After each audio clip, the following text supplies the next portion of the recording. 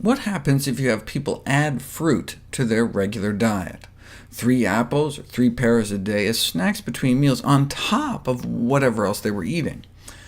Fruit is low in calories, but not zero, so if you add food to people's diet, even healthy foods, won't they gain weight? No, they lost a couple pounds. Maybe it was all that fiber? If you remember, we learned our gut bacteria can create anti-obesity compounds from fiber. That's why they also had a cookie group. 3 apples, 3 pears, or 3 cookies with enough oats in them to have about the same amount of fiber as the fruit. Despite the fiber, adding cookies to one's diet does not lead to weight loss. They think the weight-reducing secret of fruit is its low energy density, meaning you get a lot of food for just a few calories, so it fills you up.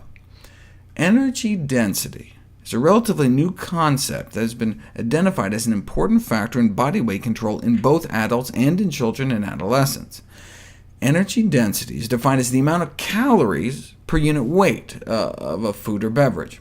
Water, for example, provides a significant amount of weight without adding calories. Fiber, too. Thus, foods high in fiber and water are generally lower in energy density.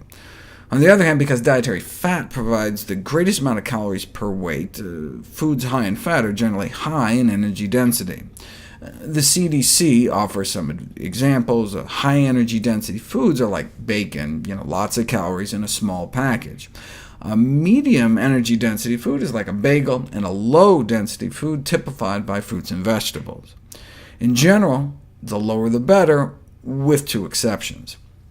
Soda is heavy, so heavy that by energy density it looks less harmful than it is, and nuts have so much fat they appear less healthy than they are.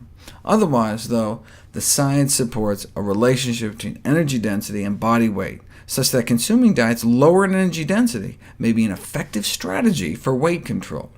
This is because people tend to eat a consistent weight of food, so when there's less calories per pound, calorie intake is reduced.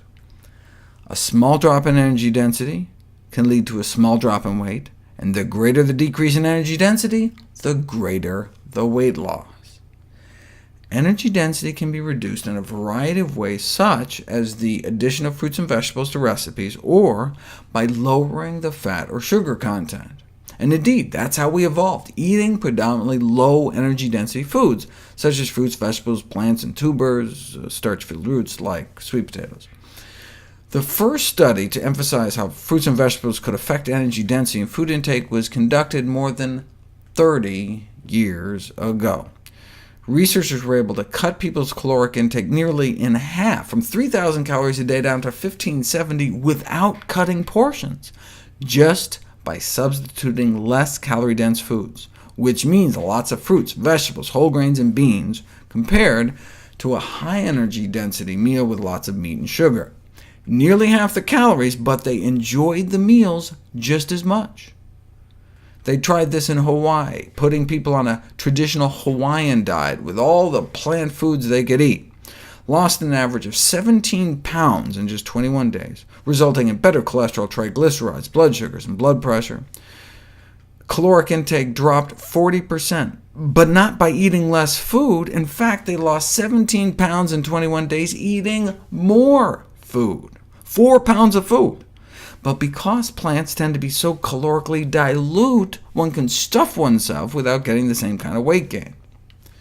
And the energy density of foods is of interest for weight management, not only because it allows people to eat satisfying portions while limiting calories, but also because reductions in energy density are associated with improved dietary quality. For example, lower energy-dense diets associated with lower risk of pancreatic cancer. Lower energy density foods tend to be healthier foods, so we get the best of both worlds.